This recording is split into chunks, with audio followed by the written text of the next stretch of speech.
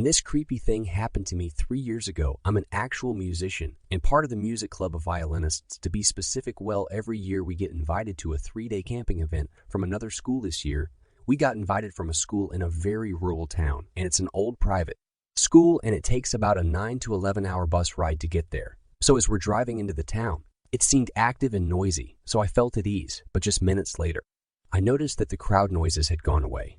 I looked out the window and noticed we were heading to the woods, which is completely strange. Finally, after a long ride, we arrived at our destination, which looked like a mansion with a big gate and signage that said, "That's Lewis Academy." When we pulled up, an old lady came out to ask her about the 5 of us and our advisor inside, and that's pretty much how our day began. They had prepared 2 rooms for us to stay in, one for the boys and one for us 3 girls. While we were unpacking and preparing our belongings, the students out in the hall stared at us as they passed by. They were wearing really proper uniforms, and they all looked gloomy and kind of creeped out, but it didn't bother me. Maybe it was just because this school was so strict. But after the first day of long music classes, we finally got back to the room, and I took a long bath to try and relax. I've been going to these types of camps for years, and you'd think I'd be used to sleeping in other places. But I'm not, and I'm still not comfortable sleeping in other places. So that night, after much tossing and turning, I finally fell asleep. I looked at the clock at 2:30 a.m. and realized I still hadn't gotten any sleep. I closed my eyes and tried to burrow my face into the pillow when I heard a tap like a footstep. I looked around and saw that everyone else was asleep in their beds. I started to get frightened because the footsteps sounded like they were walking all around us, and I could definitely hear them. I started sweating and just wanted to conceal myself beneath my blanket because it was so weird. No one knew what to say, so we just kept quiet the whole morning. The boys seemed in good condition, but the 3 of us girls were totally creeped out. In fact, we were so creeped out we couldn't focus and ended up being scolded because we weren't paying attention the whole day. By the time classes were all done and it started to become night again, it only got worse from there. The creepiness level skyrocketed, and Lino was so terrified she couldn't sleep. Maya and I were in the same situation, but after a few more hours, Lino really fell asleep. But Maya and I continued to chat to divert ourselves. It was around 2:30 a.m. when we both felt goosebumps and stared right at each other as the footsteps increased louder and louder. But as we both felt a surge of icy cold air strike us, we dove beneath the blankets, hoping that whatever it was would simply leave us alone. I'm not sure, but I thought something brushed up against me, and I swear I felt its breath on the back of my neck. Let's just say neither of us slept that night. I attempted to shake off the creepiness in the morning and at least focus for the last day of courses, even though Maya looked to be having a pretty bad day and couldn't focus at all. We heard or felt we just wanted to get out of there that afternoon when our bus arrived, and we were really grateful that we could now leave that school. The other students saw us off. But I seemed to notice that not everyone had a smile. Instead, they were all looking at us with a very wicked look on. The way home, Maya got sick on the bus. In fact, all of us girls were feeling really weird. And it was then that the bus driver said something very strange that I will never forget. He replied, "I can't believe you actually had fun staying overnight at that school." Later, when we searched up the school, we found other people talking about it, and it turned out that the room we were sleeping in was the so-called isolation room, a detention room for students who got in trouble or had poor grades in class.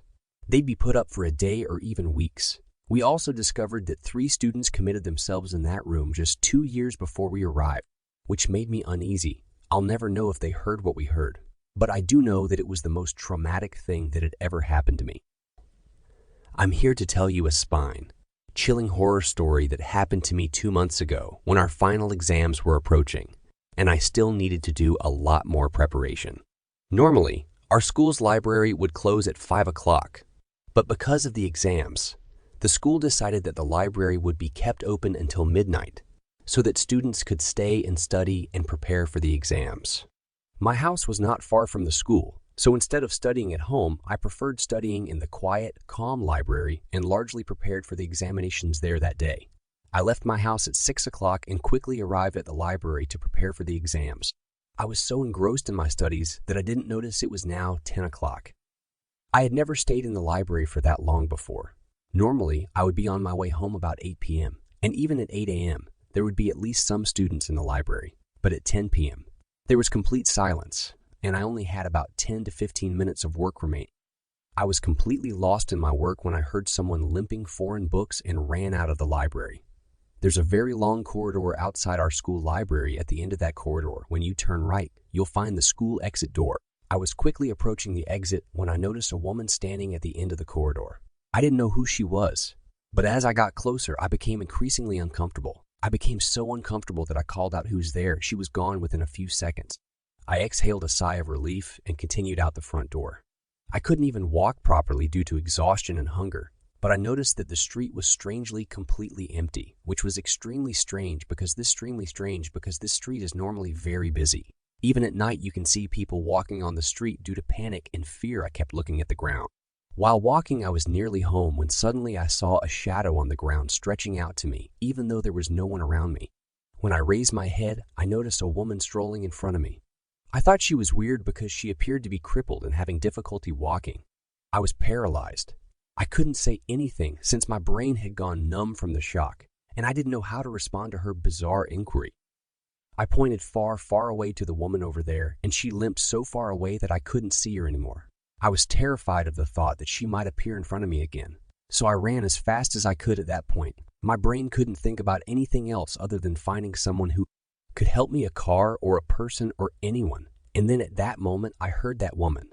"She is here," she is shouting from afar. When I regained consciousness, I discovered that my neighbor had discovered me passed out on the ground and had brought me home. I learned from him that in 1998, there was a 32-year-old woman named Agatha who had a 10-year-old daughter who also attended Eden Hill School. One day, while playing with her friends, she was involved in an accident and died. Agatha couldn't bear the thought of losing her child.